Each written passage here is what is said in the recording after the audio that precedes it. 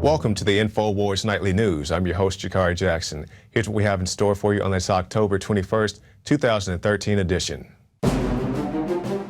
Tonight on the INFOWARS Nightly News, Alex Jones is back from a historical pro-carry rally at the Alamo. Prepare to be inspired. Plus, the stenographer rant that wasn't. New video shows the true source of the audio. Had it been, it would not have been. No. Then, was today's theater in the Rose Garden just another gimmick? This happens when I talk too long. All that and more on the INFOWARS Nightly News. Top story headline: despite media fear-mongering, no injuries reported at gun rally. Now, of course, this is the Come and Take It rally in San Antonio. Many of the INFOWARS crew, including myself, went down there. And we'll talk about that more later on in the end of this broadcast. You can stay tuned and see Alex Jones's full report, his full speech at that open carry rally. But right now, I want to talk about a different aspect of the rally. Photos. Protest against gun rally gets virtually no participants. Now, this was the Moms Demand action. If you keep up with the INFOWARS Nightly News, you'll know we've talked about these people before, with Mike Martinez here in the city of Austin, our Austin City Council member, saying that he wants to make the gun ban legitimate. You can go to prisonplanet.tv in the archives and see that for yourself. But particularly that image that we just showed on screen, if we could put that back up for our viewers, you see the lady right there in the red. She works for the Brady campaign, and you can see it right there.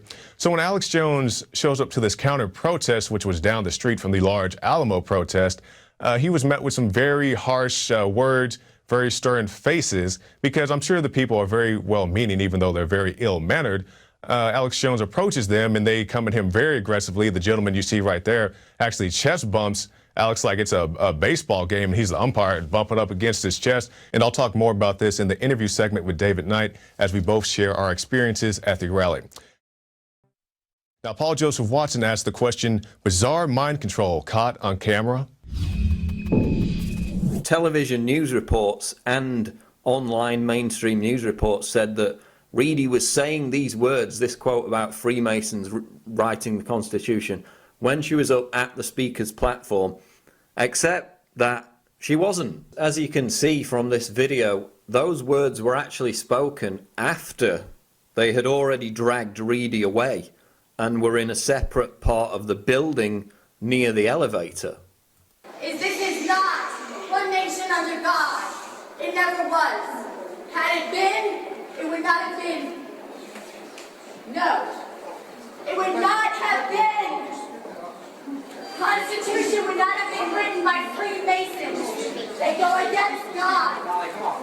You cannot serve two masters. You cannot serve two masters. Praise be to God, Lord Jesus Christ. Reedy told Chad Pergram, a Fox News reporter, that, quote, the Holy Spirit has been waking me up in the middle of the night to deliver a message in the House chamber. Whether you believe that's God or somebody else, she's saying that she's been put up to this by a third party. There you see Reedy's engaged in a conversation with the white-haired guy. Here's the clip. Seems perfectly happy, seems to be smiling, having a casual conversation. Watch the guy with the white hair. He walks up to her. She looks at him. Seems to be normal conversation. Right there, he gives her a nod. Suddenly, she gets up in this bizarre trance-like calm state, walks up to the podium, and begins to give her rant. Then the white-haired guy you can see here immediately goes to his cell phone and appears to be sending a text to someone as Reedy begins her rant in the background. He's not looking at it, even though everybody else is, at least for now. Seems like he's expecting it. Finally, he looks up. And then she continues with her rant. And you can go to Infowars.com and see Paul's full report for yourself. Report: massive vulnerability detected in national power grids. There is no way to stop this, says a panel of experts. According to one group of engineers, the grid is so vulnerable that it wouldn't even require a skilled hacker to compromise it.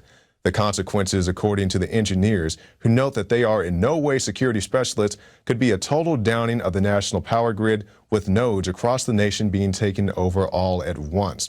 Now, this reminds me of the FEMA drill, the famed FEMA drill is coming up that simulates just this just this scenario. And it also makes me very suspicious as why we would tie in so much of our infrastructure into the internet. It's a very short-sighted thing in my view, but more than any other country in the world, I believe, the U.S. is tied into the power grid via the internet, and seems like it's time that we get away from that type of scenario. And you put all of the things together in this matter, and it raises the likelihood that somehow security was breached, that the Taliban knew that these SEALs were coming their way, and it's most likely that Afghanistan was behind it, because they try to play both sides of the fence. President Karzai of Afghanistan is extremely corrupt. He may have even made a lot of money giving up these SEALs. Oh, yeah. You know, all of these things are things that are going to be explored in this lawsuit, because we're going to have the opportunity to take discovery and gather documents and those kinds of things. So we'll wait for the ultimate conclusion, but we have enough evidence right now to sue these entities. Let's review a little bit of what happened there. So basically you have a helicopter situation where it goes in, everybody is told that it was a helicopter crash that everybody died in, but then we see that the bodies are not burned, many of them. However, they are cremated. Even though the bodies are intact, that looks like a cover-up there. We learned that fire control officers and others are told to basically stand down. We also learned that there are suspicious Afghans on the helicopter as well, and they're taken off. Other Afghans who were supposed to be on the helicopter are taken off. New ones are put on. We don't know who they are. And we see that there's a suspicious communication about this tower. We see that Afghans are immediately celebrating that they got SEAL Team 6, which looks like they got information. You're putting all of this stuff together, and then, Mr. Strange, you get information from, Rob Kadera told you that he could hear every message you said? Is that correct? Somebody named Rob Kadera? And who is Rob Kadera? Could you tell everyone who that is? He was one of the Navy personnel that one of the four that came up to us and that was telling us, him and Jamie Cotter, that everybody had to be cremated August 6th and 7th. And one thing I'm not buying is healthcare.gov running on hope and change. And don't forget, you can also dial 1-800-FU and get the full skinny there as well. More than 2 weeks after the hoax site of the launch of the fake shell website healthcare.gov, which did not function, the Obama administration has announced plans to bring real programmers and attempt to build an online federal health exchange site that actually functions. Now, Mike Adams, in addition to being the health ranger, is also a very formidable computer programmer. And he's saying that when he first inspected the healthcare.gov website, he found that through his analysis, it's not meant to work or function as they claim it's supposed to. And also, John McAfee was on the Alex Jones radio show this morning, and he said he was somewhat recruited to come work out these bugs. I'm not exactly sure if he's going to take them up on that offer, but I'm pretty sure when McAfee of McAfee Antivirus Software takes a look at the healthcare.gov website, he's going to come to a similar conclusion that Mike Adams had, that this thing wasn't really supposed to work in the first place. Now, we'll end with this: from failing websites to fainting women. Was fainting woman at Obamacare speech staged? You've probably heard that healthcare.gov, the new website where people can apply for health insurance and browse and buy affordable plans in most states, hasn't worked as smoothly as it was supposed to work. There you go. You okay? I'm right here. I got you. Yeah. No, you're okay. This happens when I talk too long. You'll be okay. Here, why don't you go? You got it? Here. Come on.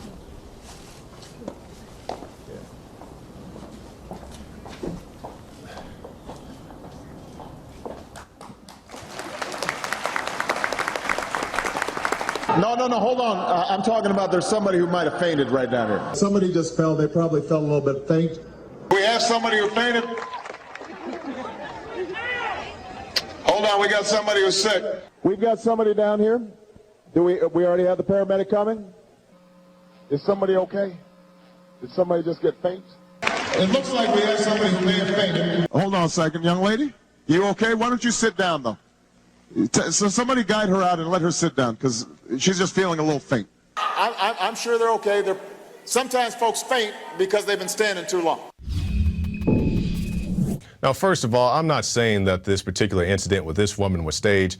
She appeared to have a bump. She may have been pregnant, had some other health difficulties. You can see her kind of waning there while Obama is speaking. My concern and the questions I have with this incident is, why did she wait to fall until Obama turned and looked directly at her? Why didn't she fall before? Why didn't she fall after? It's like he turned and he looked, and it's like, you know, those old Elvis concerts where, oh, Elvis looked at me and I got the vapors, and they just fall over, fall on the floor like James Brown or something.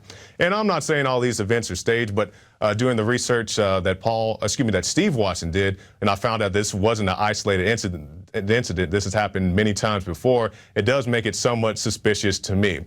So if you don't like Obamacare and you don't want to pass out on stage, maybe you should stop by the INFOWARS shop and pick up an Obamacare t-shirt. You can see it has the spinning wheel of death on it right there, and also says death panels are cool, which you'll come to experience, I'm sure, sometime in the near future. So stop by the INFOWARS shop and pick that up, and also stop by prisonplanet.tv and get yourself a 15-day free trial. You get the Alex Jones radio show, the nightly news, the special reports, all that and so much more. So stay tuned, because after this break, we'll show you a short excerpt of Alex's speech at the Alamo, and then stay tuned after that for my special report, or should I say my interview with David Knight, where we talk about our experiences at the Alamo. Then the grand finale, after the INFOWARS Nightly News, you can see the full speech Alex Jones had at the Alamo, and also his encounter with Moms Demand Action. So you don't want to miss that. So stay tuned for all that coming up next.